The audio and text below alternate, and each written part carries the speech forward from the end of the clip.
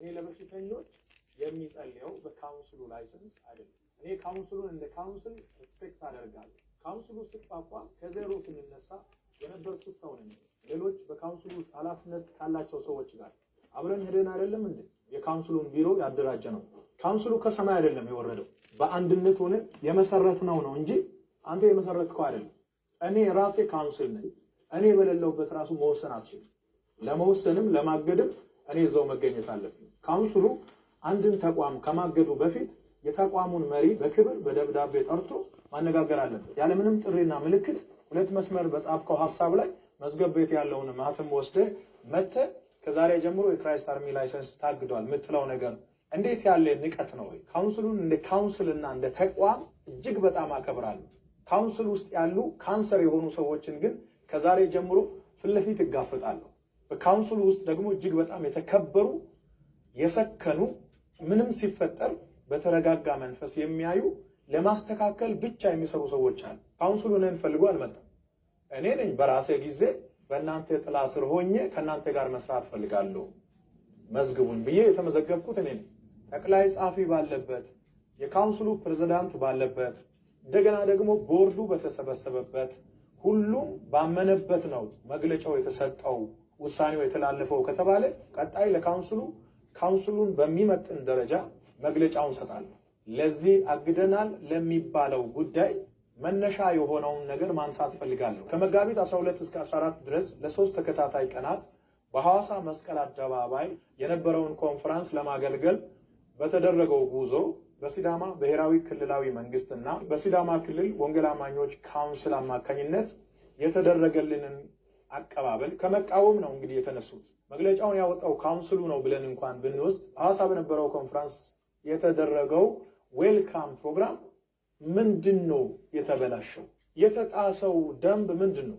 የተጣሰው የአጋንንት ራዳር እንጂ ሌላ የተጣሰ ስነ ምግባር የለም። አንድ አገልጋይ ወደ ከተማ ሲገባ ብዙ ጦር መሳሪያ የያዘ የመንግስት ሰራዊት ወጥቶ ለምን ተቀበለ የሚለው የመጀመሪያው የካውንስሉ ጥያቄ ስለሆነ ከዚህ ጋር ተያይዞ አንድ ነገር መናገር ፈልጋለሁ። ጦር መሳሪያ የያዘ የመንግስት ወታደር ወጥቶ አገልጋዩ ለምን ይቀበላል የሚለው ጥያቄ እና ማማሲያ ይዞ እንዲወጣ ነው የምትፈልገው?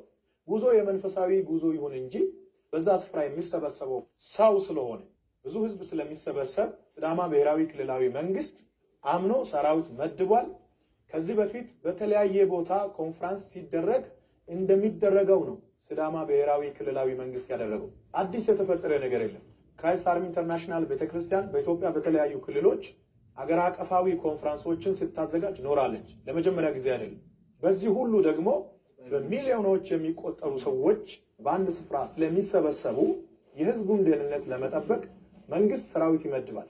በሚዲያ ላይ እንዳያችሁት በሚሊዮኖች የሚቆጠሩ ሰዎች በአንድ ጊዜ ወደ አንድ ስፍራ ይሰበሰባሉ።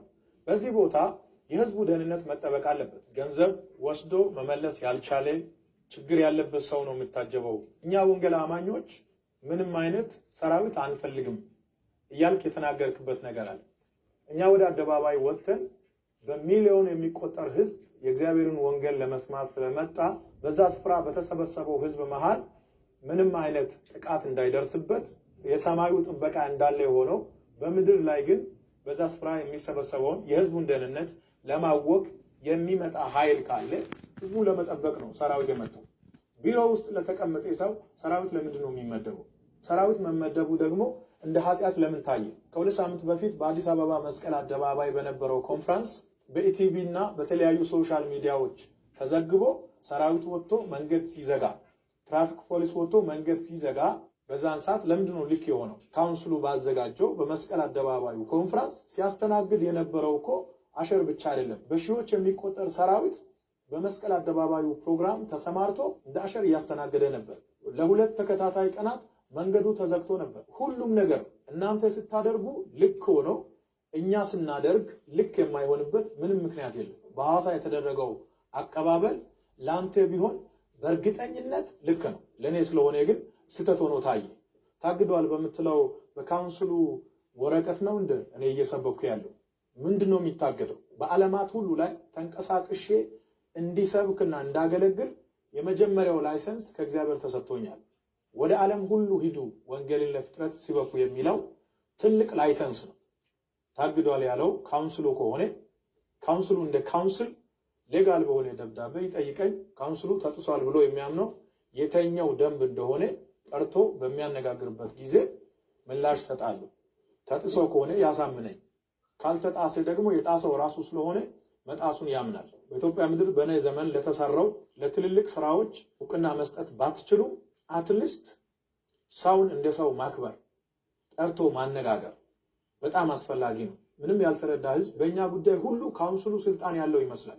በእኔም ሆነ በተቋሙ ጉዳይ ካውንስሉ ስልጣኑ የተገደበ ነው። የኔ አገልግሎት ተጠርነቱ ለካውንስሉ ሳይሆን ለእግዚአብሔር ነው።